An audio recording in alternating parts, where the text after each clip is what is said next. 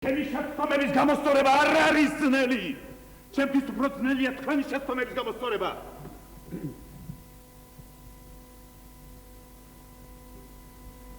ჩემი შეცდომების გამოსწორება? დიახ, თქვენი შეცდომების გამოსწორება. საინტერესოა? სადიდის? ბრძანე ყმაწვილო, ბრძანე? მე თქვენი დიდი პატივის მცემელი ვიყავი ბატონო სიმონ. თქვენ მე დიდი პატივი დამდეთ, ამხელა რაიონი ჩამაბარეთ, ამ დარგში შედარებით გამოვცდელ კაცს.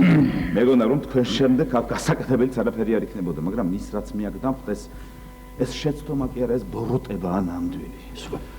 Хорошо, садись, Симон Михайлович. Дальше. მე კი მოგონა თქვენ ამის შესახებ არაფერი არ იცო. რის შესახებ? აი იმის შესახებ, რომ ჩვენი რაიონის უმრავლეს სოფლებში გლეხობას არ სწამს კოლმეურნეობა, უფრო მეტიც არ უნდა კოლმეურნეობა.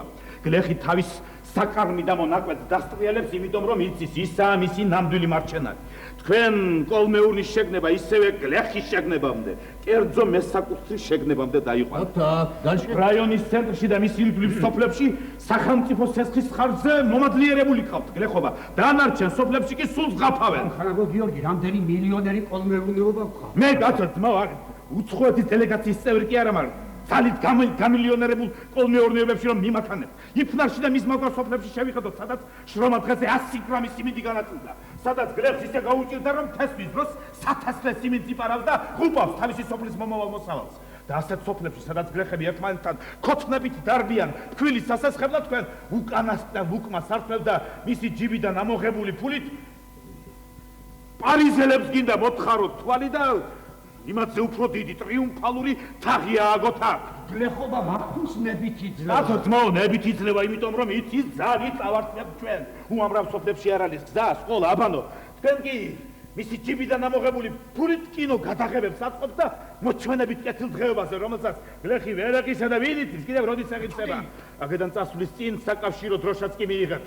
ხორცის დამზადებაში, მაგრამ რამდენმა არ იცის. რაიონში 4 ფეხი არ დაგიტოვებიათ, დაუკლავი. ჭყლინტი ბოჩოლები, საფურაჟე ძროხებიც კი დაკალით, ოქროთი ნაყიდი ჰოლანდიელი. დასკვნან?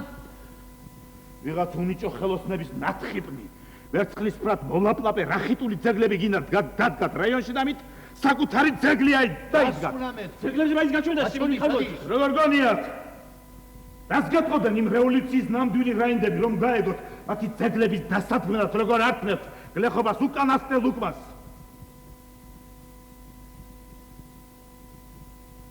ბატონო სიმონ, ჩვენ სახელმწიფოს ისე არ გაუჭირდება, რომ თვითონ ვერ დაუდგას ნამდვილი ძეგლი, ვისაც საჭიროა და სადაც საჭიროა. თქვენ ხალხს და პარტიას ატყუებთ.